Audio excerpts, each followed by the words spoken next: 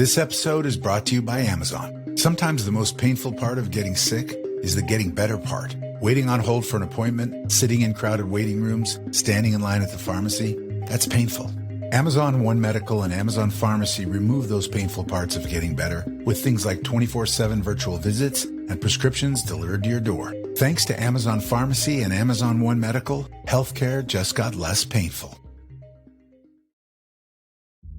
Build a routine with Ollie that supports your wellness needs, like getting your daily vitamins and minerals with Ollie's multi-gummies, or keeping your mood upbeat with all the vitamin D in Hello Happy. Give your gut health some support with probiotics, and wake up feeling refreshed after taking Ollie Sleep. Do wellness on your terms. Find Ollie at a Walmart or Target near you or at ollie.com. These statements have not been evaluated by the Food and Drug Administration. This product is not intended to diagnose, treat, cure, or prevent any disease. Hello, hello. Welcome back to Peak Northwest, an outdoors and travel podcast by the Oregonian and Oregon Live, dedicated to the adventure and exploration of our beautiful Pacific Northwest. I'm Jamie Hale. And I'm Vicki Connor. Together, we take you to some of the most beautiful and interesting destinations in our region, discussing where to go, what to do, and places to see. And today, we are spending some time in Astoria, specifically at some local fish and chip spots. That's right. Oh my gosh. I know that I typically eat vegetarian, but I do love fish and chips, especially at the coast. And I feel like weirdly a big part of my career as a travel writer has been sampling fish and chip shops up and down on the coast. And I have to say, when we talk about towns where there are good fish and chips, Astoria is at the top of my list. It's a tough job, Jamie, and someone's got to do it, and you're the one. As I get older, it is increasingly more and more difficult. I took a recent trip to Astoria to do a story on this, and I sampled 3 different fish and chips places in a single afternoon. I did bring along some papaya enzyme for my stomach. I did not eat all of the fish and chips at each spot. I've learned that. Yeah. Now I've hurt myself too many times on fried food. So it's not all glamorous. It's also a bit greasy, as it turns out. Oh man, the inside scoop of this. Love it. So why do you say Astoria really stands out here? Obviously you've traveled up and down the coast, many different spots. I know you have a whole guide all along the coast, kind of like a ranking.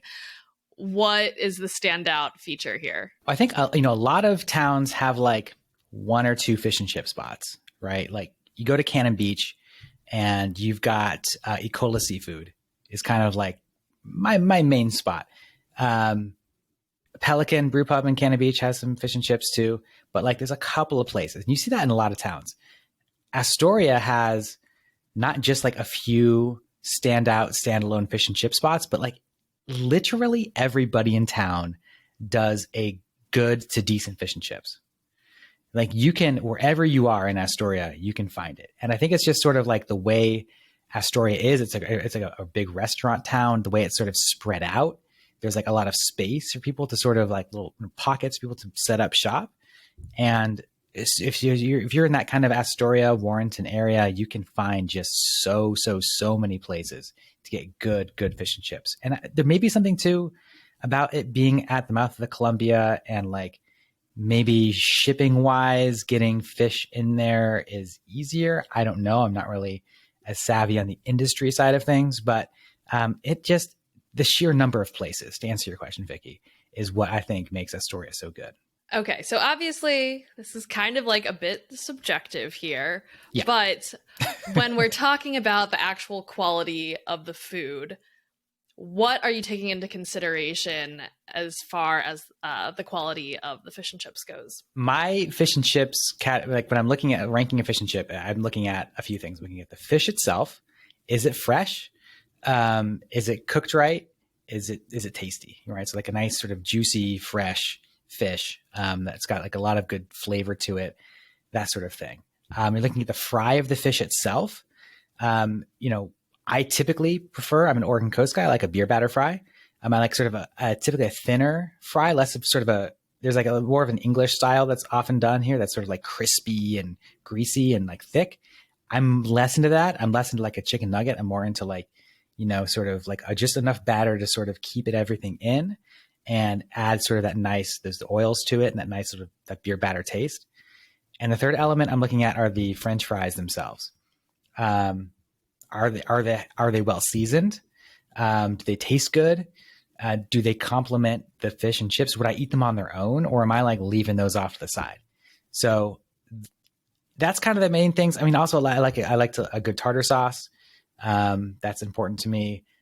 The coleslaw, if they serve it, less important. I think it's a nice addition if there's a really good coleslaw, but I so rarely come across a fish and chip where there's like an amazing, mind-blowing coleslaw. I'm not there for that. That's like the third thing on the list I'm there for. I'm there for good fish primarily, with some good fries too. I think I really also enjoy when spots you can choose different types of fish that you want. I think that's an extra bonus. And big on the sauce for me. Like I like cocktail and tartar sauce, but if they have like some special sauce or like their take on the tartar sauce, it's kind of different in some type of way. That's a big bonus for me. So, with all that being said, let's jump in to some of these places. I want to start off with there's 3 spots I like to go to that are like specifically fish and chips places. Obviously, every restaurant in Astoria has good fish and chips. But these are like fish and chips places. That's kind of the crux of what I wanted to talk about today, were these 3 spots. So we're not gonna tiptoe around this. We're gonna hit you with the best ones, top to bottom. Okay. Hell yeah. My go-to fish and chip spot in Astoria, and honestly, one of my go-to fish and chip spots on the entire Oregon coast, is this place called Ship Out. That's Ship Out. And it is a food truck that is like a little bit outside of town. It's kind of like, I think it's over by sort of like the high school there in Astoria. It's like it's not in the main part of town. You've kind of got to go south and across the bridge, and you find it there it's just kind of off of this weird intersection. And they have the food cart there, and it's right up against this sort of big, like conservatory greenhouse looking building that has a bunch of indoor seating, along with like some kitschy beach decor for sale. So like there's like local vendors who make like, stuff with driftwood and this kind of stuff you'd want to decorate a beach house with, right? But also this great indoor seating with like, these sort of frosted glass interior. You could like hear the rainfall in the winter time. And then there's like a covered area where you order your fish. So like it's made for all season fish and chip eating, which is exactly what I need.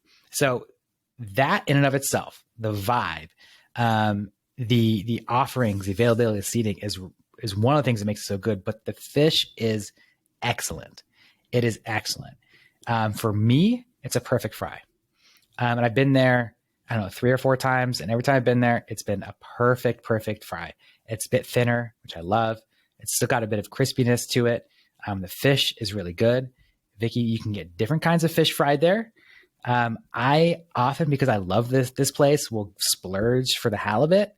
It's expensive to splurge for halibut, but I like to do it there because I like their fry so well. But they also do all different kinds of other fish as well. Their fries are solid, rock solid. There's nothing wrong with them. I don't know that they're like my favorite fry that I've ever had, but like they are definitely solid. Jamie, I'm looking at these pictures now online, and I wish I could jump through my computer screen. It looks so good. Unfortunately, we are recording this right around lunchtime. It looks impeccable. Like that, you can just tell, from someone's review photo that they posted online, like it's just fried perfectly. Exactly what you're saying. Mm-hmm. Yeah.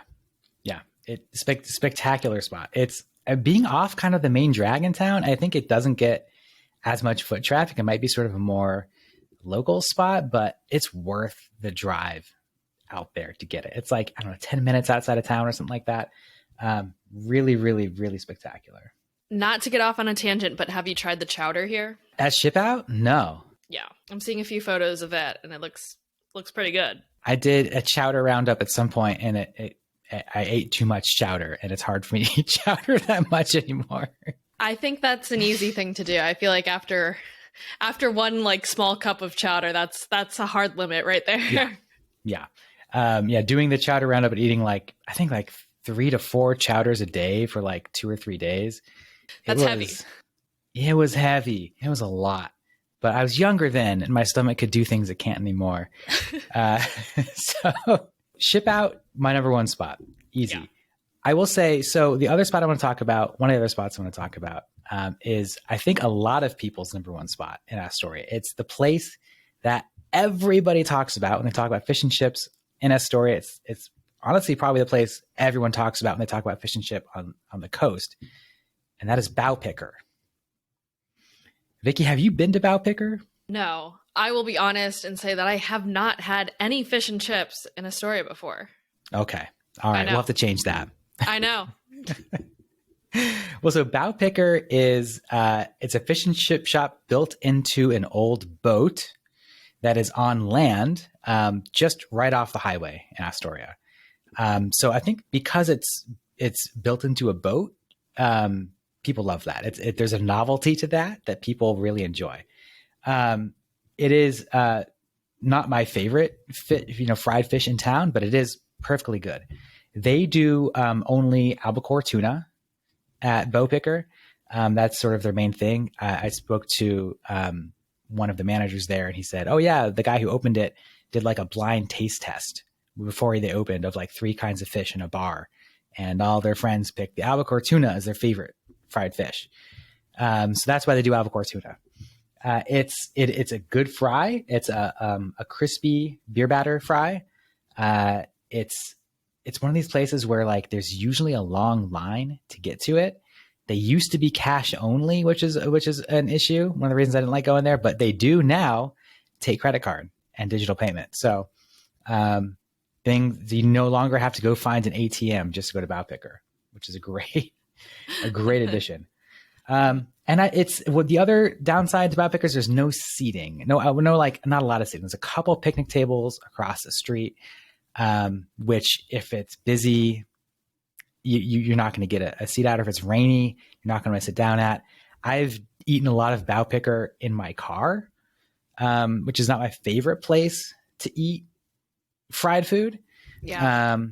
But it is a good fry. And so it is worth, if the conditions align for you, it's definitely worth going to. I do like the novelty of it being you said it's a boat that's on shore that's built out into the restaurant. That's pretty cool. It's just a boat. They just where there would be the inside of the boat where they'd be steering it, instead they installed fryers. And they're frying as fish one there. does. Yeah. So it's you just walk up these steps up to the boat where you can place your order. And it's very cool. You can't beat that. And I think that's a big reason as to why this place is so popular, because everyone loves doing that. All right. What's next?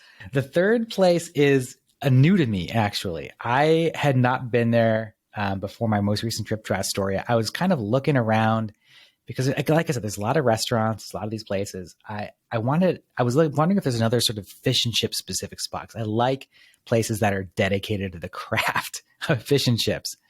And I found this place called Fishmongers that, again, is a little bit outside of town. It's over by Fort Stevens State Park in Warrenton, right off the road there.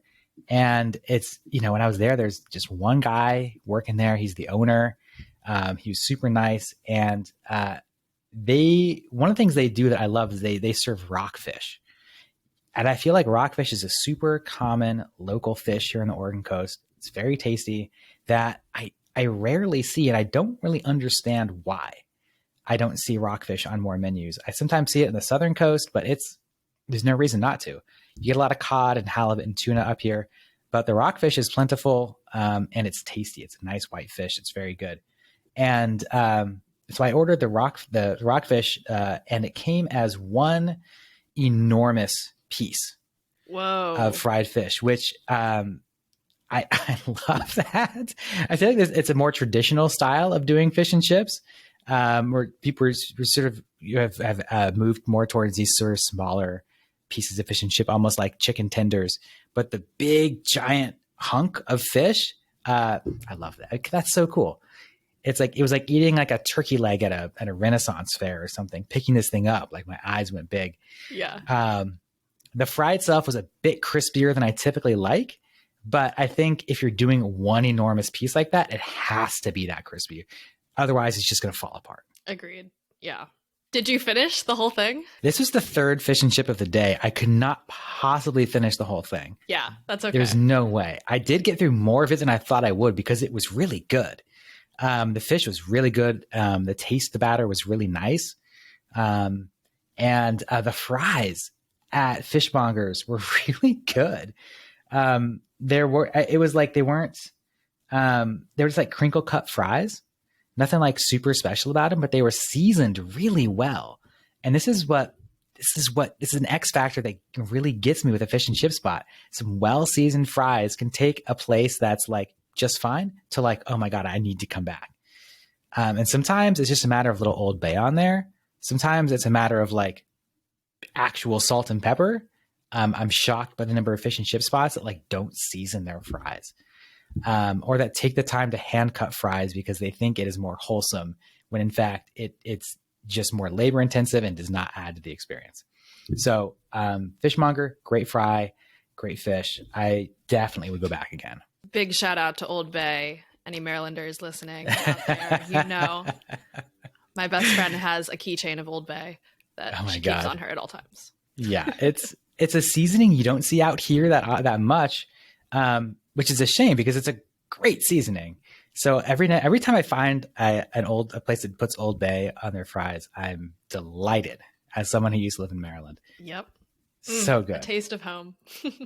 Okay, so those were kind of your big three spots that are dedicated to fish and chips, but obviously there's so much more. Talking about brew pubs that have fish and chips, what do you got? Well, I mean, I think in Astoria, it's not just a fish and chips town. It's such a beer town, and it has been for the last couple of decades at least. So you have all these breweries that have like become successful and have built out these big brew pubs, and in those brew pubs you have some really good food. So Fort George, obviously, has become a powerhouse in town, and they do fish and chips there, and it is good. And to be able to get some fish and chips with some of their famous dark beer, especially in the winter, I've done that before and it's great. It's a good move. Bowie also has their really nice restaurant that is, they've kind of shifted. They had the restaurant that was on the pier until there was like a collapse in one of the buildings, and they've moved off the pier for now, and they're in a smaller space. But so you don't get kind of the same atmosphere, which is one of the reasons I loved going to Bowie. But their food has always been solid to me. I've always enjoyed what I've had there. So I would trust their fish and chips, definitely. And then, of course, Astoria Brewing Company is there. Rogue is there. There's all kinds of people in town doing brew pubs, and you can generally trust a brew pub fish and chip, I feel like. I've not had very many bad ones in my experience on the coast. This is quite the list. As we keep going, I'm like, wow, there really are a ton of spots here. That's why I'm saying those three spots, if you were like, I just want to eat some good fish and chips, those three spots will do you well. If you were like, I want to be in Astoria and I want to see some stuff and I want to have some fish and chips while I'm there, this is where we're in here now. These are just places to go where you can get a good one. So you talk about the brew pubs, sure. Seafood spots. Obviously, the seafood spots in town are going to be good. South Bay Wild Fish House is a pretty good spot for fish in general. They do a fish and chips there. It is good. They have a much bigger menu. It's not their only thing. But that is a definitely good spot. You got Moe's, I don't go to Moe's that often. But Moe's, you could probably trust their fish and chips, I'd imagine. There's some fancier spots in town. The Silver Salmon Grill. You've got the Bridgewater Bistro. These are like your places where you're going to go for like a nice meal. This is where you take your mom for Mother's Day kind of places. I do think I may have taken my mom for Mother's Day to Bridgewater Bistro. I think some occasion I went there with my mom, and it was lovely. It's right there underneath the bridge. Beautiful location, a little bit fancier. You get a glass of wine.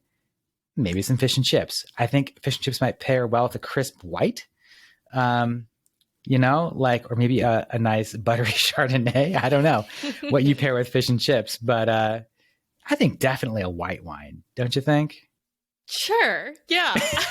I'm not the one to ask. Oh gosh, my mom is honestly the one to ask. I know she's listening, and I know she's probably like got ideas that are coming right up.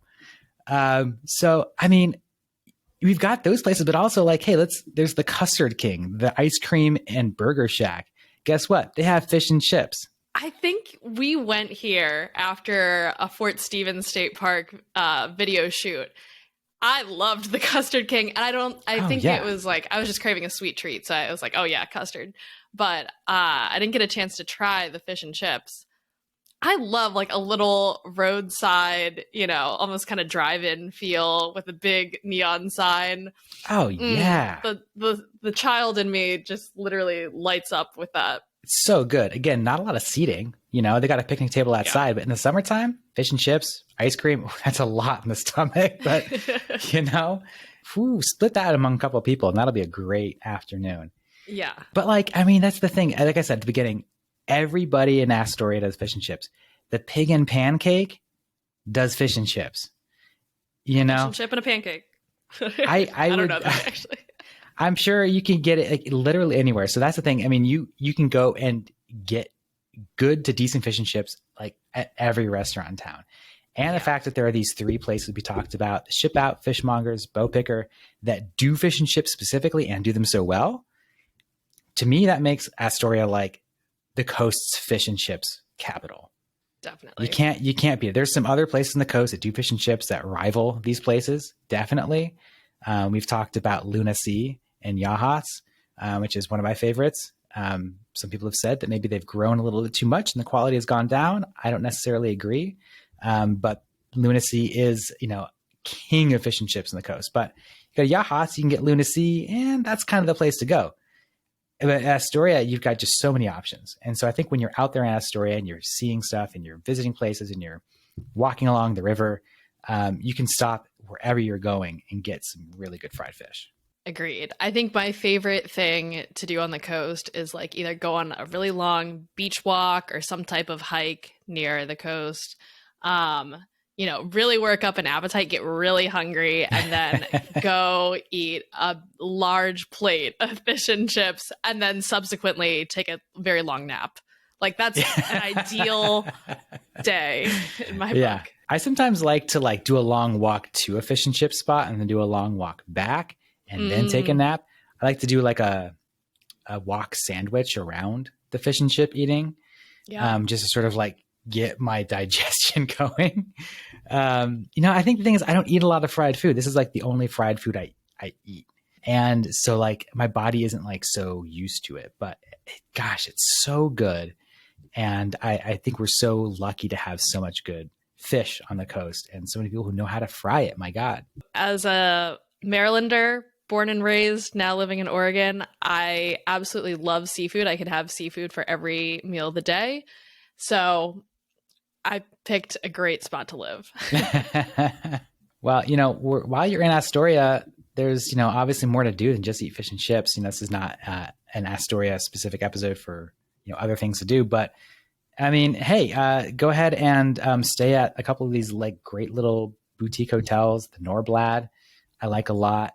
There's a lot of like great small places to stay in downtown Astoria where you can walk around to go check out all these little shops. There's a good record shop I love. There's like a little vintage store. I got to look up the name here while we're on it. Called Hello Doe, DOE.